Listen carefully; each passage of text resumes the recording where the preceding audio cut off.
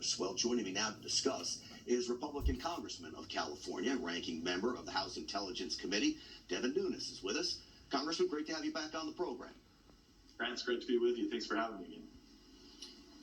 You know, I always hate being in a place where I'm looking for Congress for help. The last place I want to have help me is Congress. But what do we do here about this cancel culture?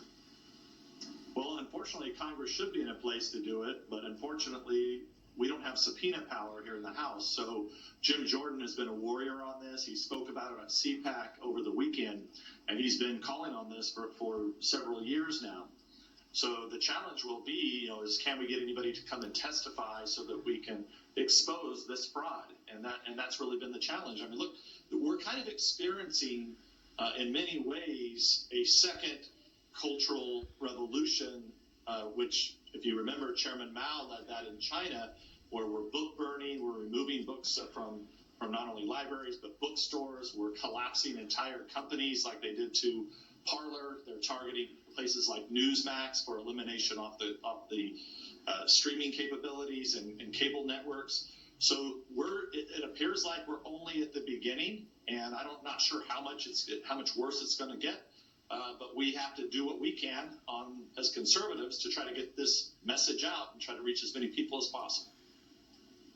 Are your hands tied until 2022? Well, look, we're never tied because, I am duly elected and I have a constituency out in California. I think what's making it very difficult is it's not just the censorship, but it's our inability to actually participate on the social media platforms. And that makes it really tough. I tell people this a lot, they get frustrated. I said on the good side of things, we have 47% of America who doesn't listen to anything the freak show or the clown show, whatever you want to call it, is saying back here. They don't believe anything that's in the mainstream and legacy media companies. The challenge, though, is to reach those 20% that are in the middle, the people that just want to live their lives, right? They don't like politics. They don't want to watch cable shows. They don't want to get on social media and listen to politicians.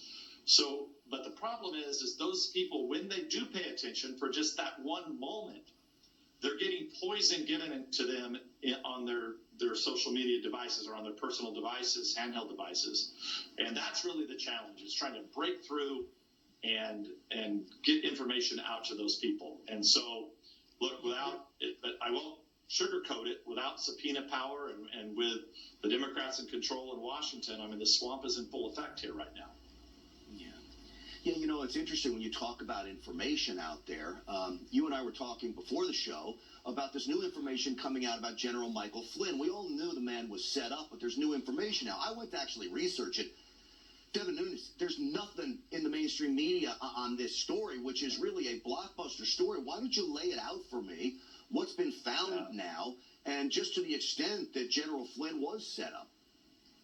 Yeah, I mean, it's really sad. I mean, the good thing is that we don't have very many good news outlets, but I will say this. Just the News broke this last week. They poured through newly declassified documents that the Trump administration declassified before they left. Just today, the Daily Caller has went through those documents and they have a great story. And essentially what they found is what we've known for a long time, but it was classified, and that is that they ran spies into the Trump campaign. They started an investigation, an open investigation, with basically fake and phony information that the FBI didn't even believe. Now we're going all the way back to 2016, and now you wonder, here in the swamp, Michael Flynn, General Flynn, was held by a hostile court here in Washington D.C. by a hostile judge. How did this judge not see this information? It had to have been shared, and now we're just learning about it. So we're all waiting on the special counsel, John Durham from Connecticut, that's supposed to be running an investigation here. And look, I just hope we're going to see some prosecutions. I think I worry that if we don't, we're going to have even a further degradation of these hallowed institutions that we really rely on, like the Department of Justice and the FBI. If they can't prosecute anybody for this, it's going to be a really slippery slope, and I think people are going to be very, very worried. Well, the message over and over again is if it can happen to a guy like General Flynn, if it can happen to a guy like President Trump and the Russian collusion hoax, it can happen to you, me, all of our viewers out there, and let's hope to get to the bottom of it. It's a shame to me that the Daily Caller, just the news, these outlets are the ones that have to uncover this stuff. Don't forget Durham's still doing his report.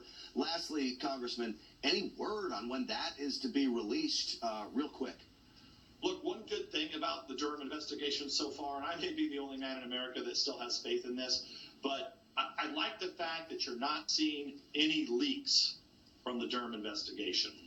And I think that's a positive sign. If you remember going back to the Mueller witch hunt and how they would plant stories, leak things, and in the end we learned that the Mueller team had destroyed cell phones, they had destroyed evidence. So that's not happening with Durham, and that gives me a degree of confidence that a serious investigation is being run. Well, we bring you on the program. We need an optimist in Washington because I sure as heck would have loved for this investigation to be wrapped up long before the election occurred. But you're right on no leaks. As always, Congressman Devin Nunes, it's great having you on the program. Thank you, sir. Grant, great to be with you. Thank you.